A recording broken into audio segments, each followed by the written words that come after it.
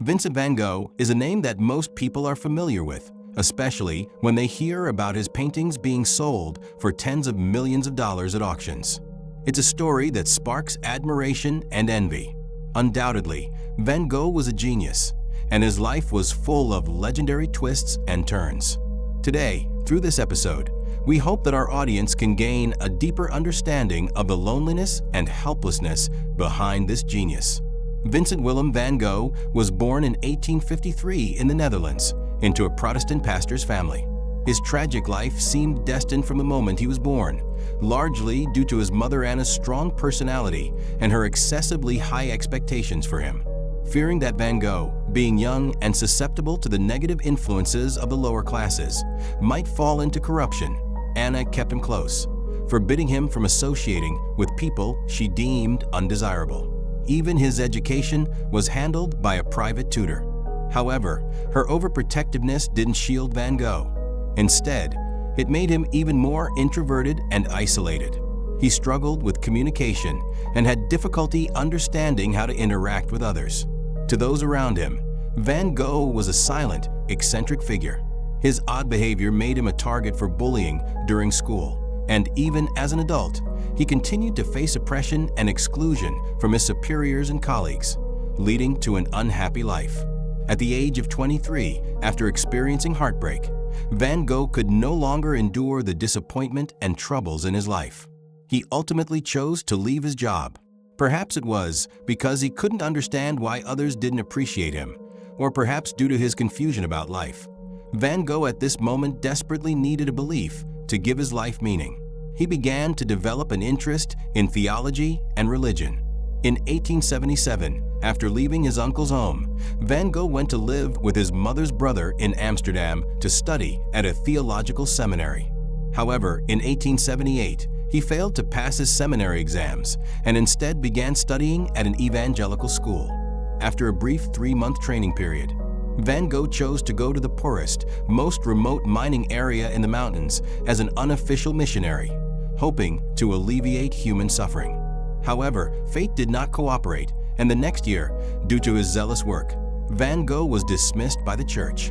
At that point, he was abandoned by the very God he had once blindly believed in.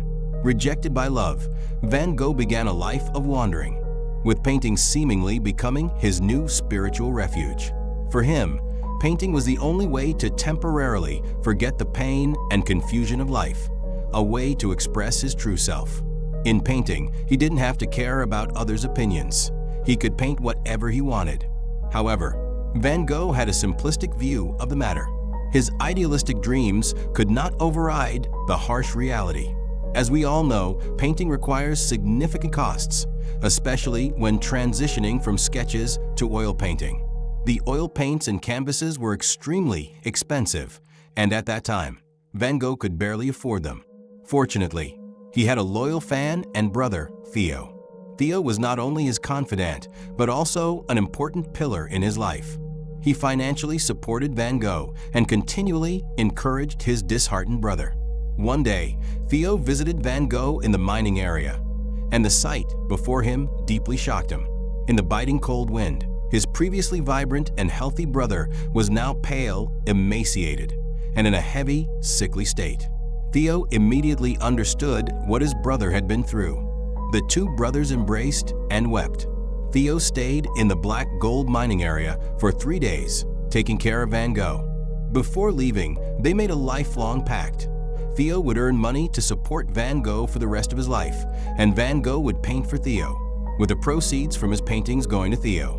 After Theo left, Van Gogh threw himself fully into painting, ultimately creating a few pieces he was extremely satisfied with.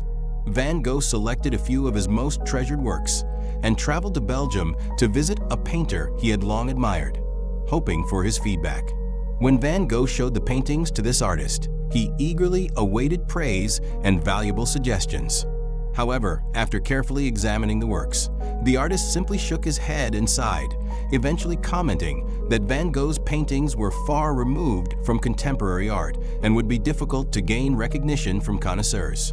He concluded that the works weren't worth a penny. Despite this, The artist gifted Van Gogh a sketchbook with many works by past masters and requested some of Van Gogh's paintings to hang in his studio. The artist told Van Gogh that although he did not appreciate the works at first glance, they still held unique value.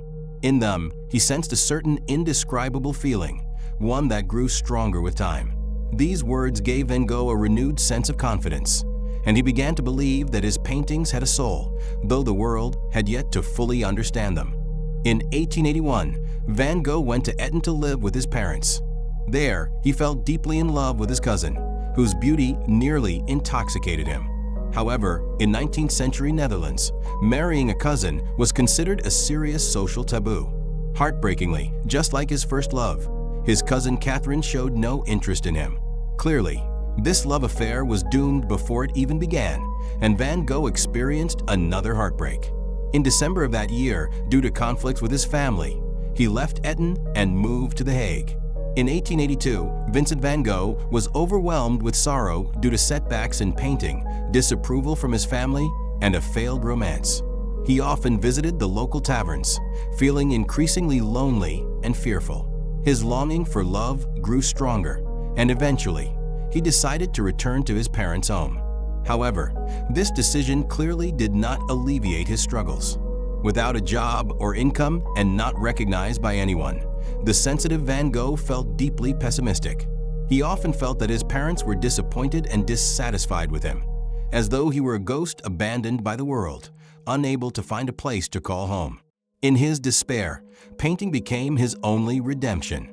He began focusing intensely on the use of color in his works. By that time, he was unburdened by anything, as life had already become unbearable, and he saw no reason not to indulge himself fully. In painting, he became a madman, at least in his artwork. In March 1885, after the death of his father, the conflict with his family intensified, leading to his complete isolation. He moved out of his home, and later, he went to Paris to stay with his brother Theo. There, he met many artists, including his admired Paul Gauguin. In 1888, Van Gogh left Paris and went to Provence in search of tranquility in the countryside. In this unconstrained natural environment, Van Gogh's artistic talent reached its peak, and many of his well-known paintings were created during this time. He then invited his friend Gauguin to join him at his new home. During the days he awaited Gauguin's arrival, Van Gogh's enthusiasm and anticipation reached the highest point of his life. He had hoped that they would become kindred spirits, but unexpectedly, their differences in painting styles and everyday matters led to an irreparable psychological barrier between them. After a conflict, the two parted ways unhappily. Later, as his mental state deteriorated further, Van Gogh, in a moment of despair, cut off his own ear with a knife. His mental state had reached a critical point. In 1889, he was sent to the St. Paul de Mausole Asylum, where he created many artworks, including his most famous painting, Starry Night. In May 1890, Van Gogh was discharged from the asylum, and during this period, he created portrait of Dr. Gogh, the church at Auvers, and his final oil painting, Wheatfield with Crows. On July 27th, his old illness recurred, and he passed away at the age of 37 on the morning of the 29th, with his brother Theo and Dr. Gogh by his side. Looking back on Van Gogh's tumultuous life, he never had a permanent home and spent his days wandering in coffee shops. A month before his death, he said, "I believe that one day I will be able to exhibit my works in a cafe." Although he was passionate about life, life was full of torment for him. He struggled for 10 years without recognition, his paintings unsold, and financially reliant on his brother's support, feeling like a burden to him.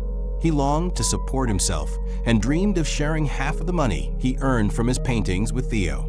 However, in his lifetime, he only made money from his paintings twice. The first time, he received only 2.5 francs, enough for him to barely get by for a day. It was his uncle, who saw his poverty, who bought the painting. Van Gogh received 400 francs for the Red Vineyard, which, for him, was a great comfort during his time in the asylum and even brought him a sense of rebirth. But some suspect that it was Theo's well-intentioned effort, as the artist Anna Bach bought the painting to help save his brother. Van Gogh spent nearly his entire life in pain and repression. Today, many years later, his paintings can be sold for tens of millions of dollars, a sum unimaginable during his lifetime. However, for the Van Gogh who has already passed, this is no longer important. The world may have given him blows and disappointments, but what he left behind are those brilliant colors and legendary stories. As he once said, everyone has a fire in their heart, but others only see the smoke. Yet, some can see the fire and come to stand beside you. Here's to Van Gogh, and may those facing hardship live courageously, overcome themselves, and look forward to a brighter tomorrow. That concludes today's video. Thank you for watching. If you are interested in our program, please subscribe. See you in the next episode.